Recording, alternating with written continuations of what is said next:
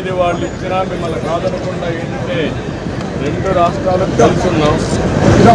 రెండు రాష్ట్రాలు కలిసి ఉన్నప్పుడు మీరు కూడా అక్కడ వాటి గురించి మీరు తక్కువ ఇస్తే మీరు బాధపడతారు. అందుకని నేను 43% బీఆర్సీ ఇవ్వడమే కాకుండా అన్ని విషయాల్లో మీకు అంగన్వాడీ కానీ లేకపోతే ప్రభుత్వాన్ని ఇంటికి పంపిద్దాం.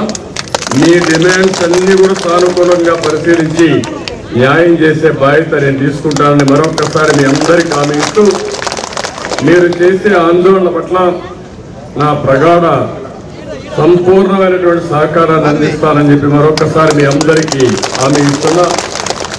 ఆడబిడ్డలందరూ రోడ్డెక్కారు, కానీ ముఖ్యమంత్రికి మాత్రం కనికలు రావట్లేదు. వరదాలు కట్టుకొని తిరిగే పరిస్థితిలో ఉన్నాడు. నిన్న మొన్న మీరు చూస్తున్న మీ ఆవేదన, ఒకరైతే చనిపోయారు, ఒక అంగన్వాడీ ఒకరు చనిపోయారు. ఇప్పుడు కూడా చూస్తామంటే ఒక దగ్గర సమస్యలు పడిపోయాయి, హాస్పిటల్ అడ్మిట్ అయ్యారు. ఇలాంటి చాలా జరుగుతున్నాయి. చాలా బాధ, ఆవేదన. దీన్ని ప్రభుత్వం యొక్క తీరుని గట్టిగా ఖండిస్తున్నా, మనస్ఫూర్తిగా దీన్ని సహకరిస్తున్నా.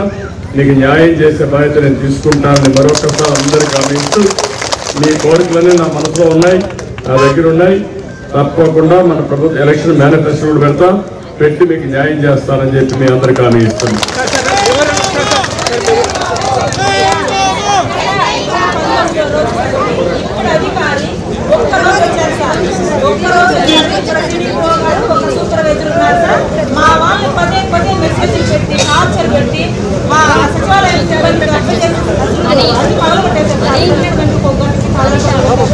మా వాళ్ళు భయపెట్టి చాలా మంది భయపడిపోయి మేము భయపడి స్కూల్ తీసుకున్న సిచ్యువేషన్స్ కూడా ఉన్నాయి సార్. ఇప్పుడు మేమందరూ సందులో ఉన్నాం, మాకు జీతాలు రావు. నలుగురు ఉన్నారు సార్, భయపడి మేము ఉద్యోగం తీసేస్తానని చెప్పేసి ఇప్పుడున్న అధికారి సార్, ఆమె అసలు ఆయన వైఖరి ఎట్లుందంటే సార్, నేనే ఉద్యోగం ఇచ్చిండేది, నేనే జీతం వేసేది, ఏమన్నా చేస్తే మేము ఉండాలి, జీతాలు కట్ చేస్తానంటే సార్. ప్రతి దానికి సార్ ఇద్దరు నర్నేట్ కూడా చేశారు సార్. ఆ విషయం మీ దృష్టి కూడా వచ్చింది. ప్రతి దానికి బెదిరించలేదు సార్ ఇక్కడ అధికారి. మేము 20 రోజులు, ఇది 19వ రోజు సార్, 19 రోజులుగా కూర్చోండి. ఒక్కరోజు వచ్చారు సార్ మా అధికారి. ఏమన్నా మాట్లాడితే బెదిరిస్తారు, నేనే ఉద్యోగం ఇచ్చింది మీకు అని అందరినీ భయభ్రాంతులు గురి చేస్తున్నారు సార్. ఒక సూపర్వైజర్, ఇప్పుడున్న టీడీపీ గారు సూపర్వైజర్ దిల్షాద్ అనేసి కొత్తగా వచ్చారు సార్. మా వాళ్ళకి ఆమె నుండి సార్ ఒక ఆమె పెట్టిన టార్చర్ కి నైట్ లో ఫామ్ కూడా పట్టింది సార్. ఇలాంటి సిచ్యువేషన్స్ జీపీ వచ్చి పడిపోవడాలు, చాలా సిచ్యువేషన్స్ ఆమె వల్ల చాలా ఇబ్బంది పడుతున్నారు సార్. ఇది చాలా సార్లు అధికారుల దృష్టికి తీసుకెళ్ళినా మాకు ఎలాంటి న్యాయం జరగలేదు. దయచేసి మీరైనా పరిశీలించి, ఇక్కడ లోకల్ గా చాలా సమస్యలు ఉన్నాయి, మా సమస్యలన్నీ మీరు పరిష్కారం చేస్తారని ఆశిస్తూ మీకు ఎన్నిక పత్రం ఇచ్చాం సార్. చాలా ఉన్నాయి, చాలా చోట్ల సార్ అసలు కలెక్టర్ గారి దృష్టికి తీసుకెళ్ళినా, పీడీ గారి దృష్టికి తీసుకెళ్ళినా, డైరెక్టర్ గారి దృష్టికి తీసుకెళ్ళినా మా సమస్యలు పరిష్కరించట్లేదు, మమ్మల్ని పట్టించుకోవట్లేదు. ఇప్పుడున్న అధికారి అసలు సార్ ఒక సీనియర్ అసిస్టెంట్, ఒక క్లర్క్ తప్పించి ఆఫీస్ లో 20 రోజులుగా ఎవరు ఉండట్లేదు సార్. 20 రోజులుగా ఇంతవరకు రాలేదు సార్. ప్రతి ఒక్కరిని ప్రజలకే గురి చేస్తుంది సార్. ఆమె భయపడుతుంది, నేనే ఉద్యోగం ఇచ్చాను, ఇదేం అంటే సార్. 83 మందికి సోకాస్ ఇచ్చారు సార్. జీతం కూడా కట్ చేస్తారు. మీరు ఒకటేనమ్మా, అందరూ ఐకమత్యంగా ఉంటే వాళ్ళు ఏమీ చేయలేరు.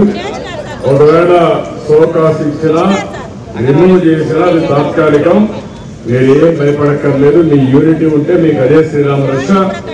ఇలాంటి ఆఫీసర్లు ఒకరిద్దరు గుర్తుపెట్టుకోవాల్సింది, ప్రభుత్వం ఏం చెప్తే చేయాలని చెప్పి మిమ్మల్ని బెదిరించాలనుకుంటున్నారు. ఈ బెదిరించి భయభ్రాంతులు చేసి తద్వారా మిమ్మల్ని అణిచివేయాలనుకుంటున్నారు. మేము చేసేది న్యాయం. ప్రజాస్వామ్యంలో పోరాడే హక్కు ప్రతి ఒక్కరికి ఉంది. ఆ విషయం మీరు గుర్తుపెట్టుకోవాలి. మేము శాశ్వతం కాదు. ప్రభుత్వాలు వస్తూ ఉంటాయి. ప్రభుత్వాలు ప్రజలకు ఒక ట్రస్టీగా ఉండాలి. ఈరోజు మీరున్నారు, మీ సమస్యలు ఉన్నాయి.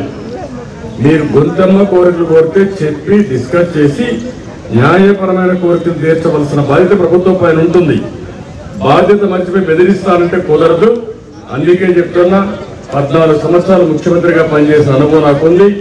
ఎప్పుడు కూడా నేను ఎవరిని బెదిరించను. అది మంచిది కూడా కాదు. కొంతవరకే బెదిరిస్తే జరుగుతుంది. తిరుగుబాటు చేసి వీళ్ళు పారిపోతారు.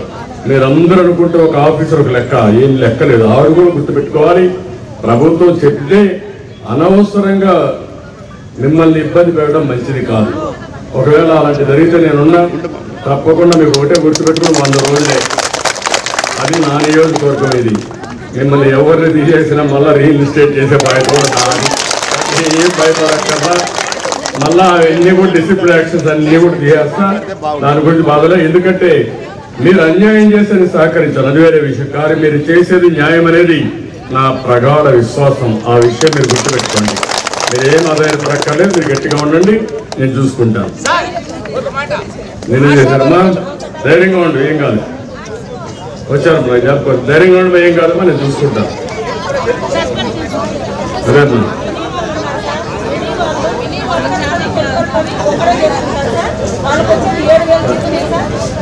నేను అన్ని న్యాయంగా మీకు ఏం చేయాలో మీతో మాట్లాడి నేను అన్ని పరిష్కారం చేస్తాను. నేను హామీ ఇస్తున్నా కదా. ఓకే అమ్మా.